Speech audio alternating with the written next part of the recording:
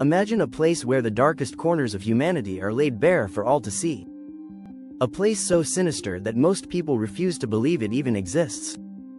I'm talking about the red rooms of the dark web, alleged live-streamed torture chambers where the audience pays in cryptocurrency to witness unspeakable acts in real time. Are these rooms just an urban legend spun by internet horror stories, or is there a darker truth lurking in the shadows of the deep web?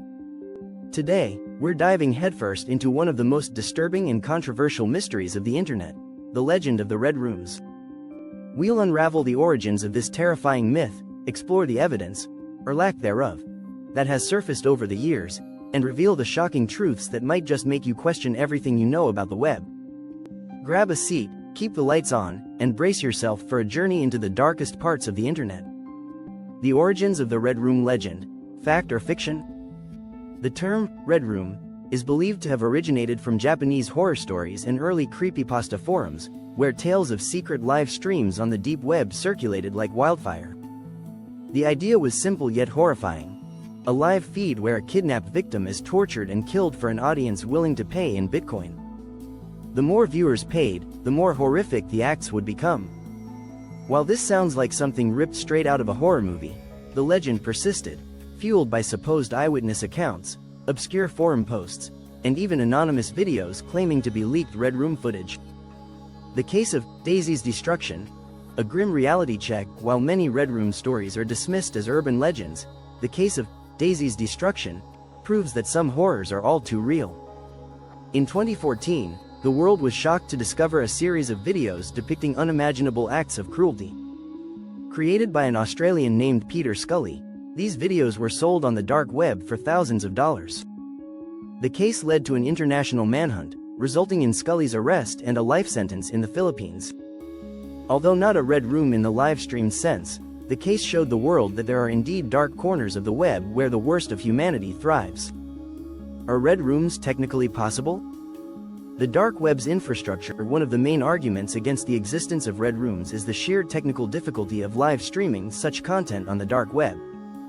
The Tor network, used to access the dark web, is notorious for its slow speeds and limited bandwidth. Streaming high-quality video in real time would be a logistical nightmare, especially without leaving a digital footprint for law enforcement to trace. Experts argue that the infrastructure simply doesn't support the kind of seamless, real-time horror show that Red Room legends describe.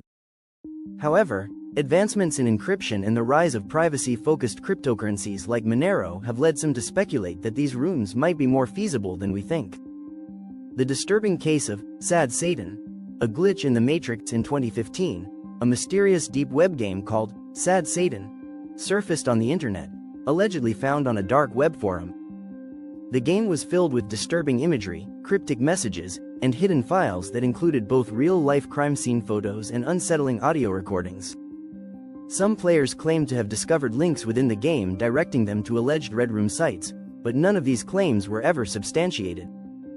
The mystery of Sad Satan remains unsolved, but it added fuel to the fire of Red Room legends, blurring the lines between what was real and what was just a twisted alternate reality game.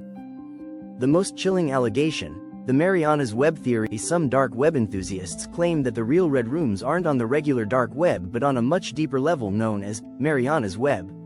According to this theory, Mariana's Web is a hidden part of the internet accessible only with quantum computers and secretive protocols, housing everything from government secrets to, allegedly, Red Rooms. While most experts dismiss Mariana's Web as internet folklore with no credible evidence, the theory's persistence shows just how deep the fear of Red Rooms runs. Why the Red Room legend refuses to die? So why does the myth of Red Rooms continue to haunt us despite a lack of concrete evidence?